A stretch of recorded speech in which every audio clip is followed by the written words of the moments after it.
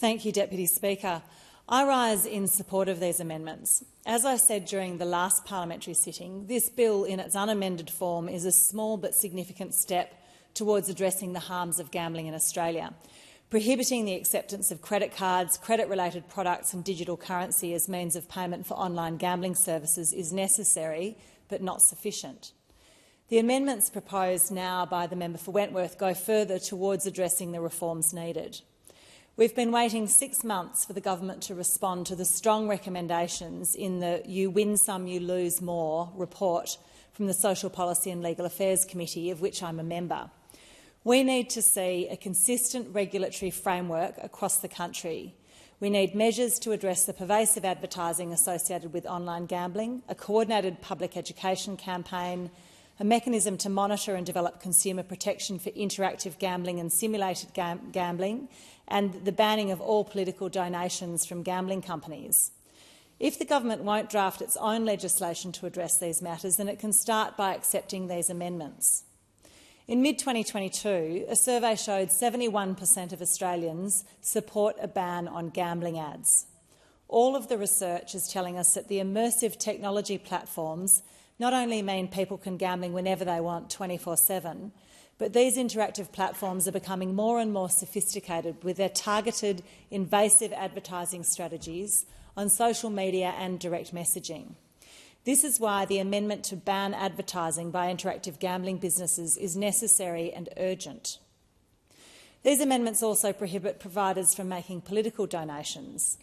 We read in the AFR today that the Communications Minister, who regulates gambling, was taken out to lunch for her birthday by the gambling lobbyists after a long history of receiving hospitality and donations from gambling companies and gambling lobbyists. Tickets to the races, shows at Crown Casino, hosted fundraising dinners. None of these things are against the currently overly lax rules. But they're just wrong, and I can't imagine that many Australians would be happy about this. My Restoring Trust Bill, introduced to this House in August, included a proposed reform banning donations from any company inflicting social harm. The very broad consensus, supported by alarming data, is that gambling does a great deal of harm, not just significant financial harm, but psychological and social harms as well. In 2022, gambling and alcohol companies contributed $2 million to major parties. Sportsbet donated $278,000, including a donation of $19,000 to the Communications Minister in the week of the election. We clearly need to remove the influence and perception of influence of gambling companies from the political arena. These amendments would also prevent online gambling providers from employing senior government advisors. This is important. A revolving door between government and gambling companies will not fill us with confidence that the government is making decisions in the best interests of the community. It gives gambling companies inside information and increases their influence. The many people across Australia experiencing gambling harm just do not have this type of influence. Government should be looking out for them, not the companies that inflict the harm and may employ them one day. Another amendment proposed goes beyond the interactive gambling inquiry and requires Treasury to fix the GST problem when it comes to gambling. WA has banned pokies. We're very proud of it.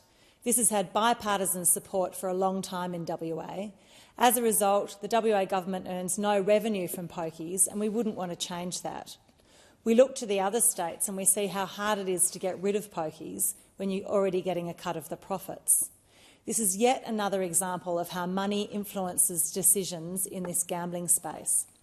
We need governments to be making decisions in the interests of communities, not gambling companies.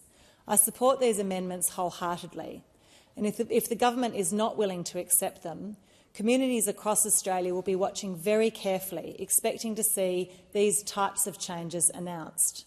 Next week marks 6 months since the committee report came out. This is the period during which government is expected to respond. Time is up. We must clean up online gambling in Australia.